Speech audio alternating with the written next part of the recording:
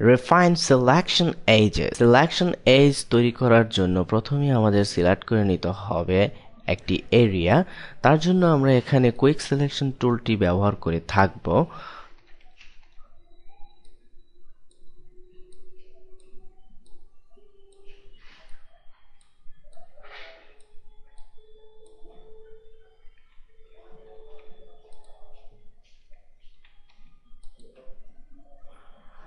ওকে, এখানে একটি বাটন লক্ষ্য করা যাচ্ছে, অথবা আমরা সিলেক্ট থেকে রিফাইন এজ অল্টার কন্ট্রোল আর প্রেস করেও এই ডায়ালগ বক্সটি ব্যবহার করতে পারি।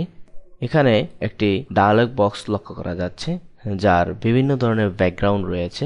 যে সমস্ত ইমেজ এর উপর এই রিফাইন এজ সিলেকশন এর কাজ করে থাকব সেগুলোর ব্যাকগ্রাউন্ড বিভিন্ন ধরনের করে আমরা ব্যবহার করতে পারি। কারণ হচ্ছে এর তারতম্যের কারণে এর সিলেকশনগুলো ভালো করে দেখার জন্য করে থাকব।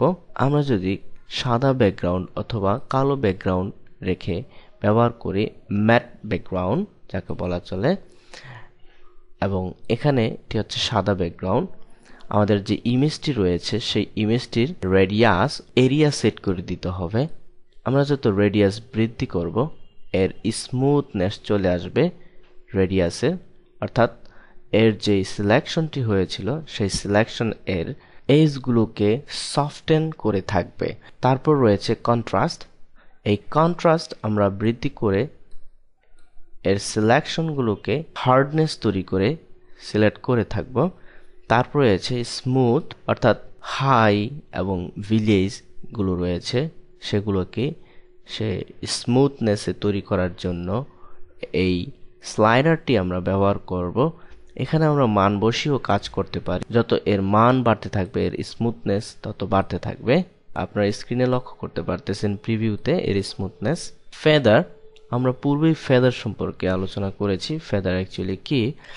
তারপর এখানে আমরা যে ফেদার স্লাইডারটি আছে সেটি ব্যবহার করলে এর এজগুলো ব্লর হয়ে যাবে।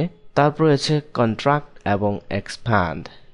আমরা এর মান যত মাইনাসের দিকে ব্যবহার করব, অর্থাৎ 0 থেকে -100 এবং 0 থেকে +100 যে মানগুলো আমরা ব্যবহার করব তার উপর ডিপেন্ড করে এর সিলেকশন এজ থেকে ইনার এবং আউটার সাইডে সিলেকশন ঘটে থাকবে।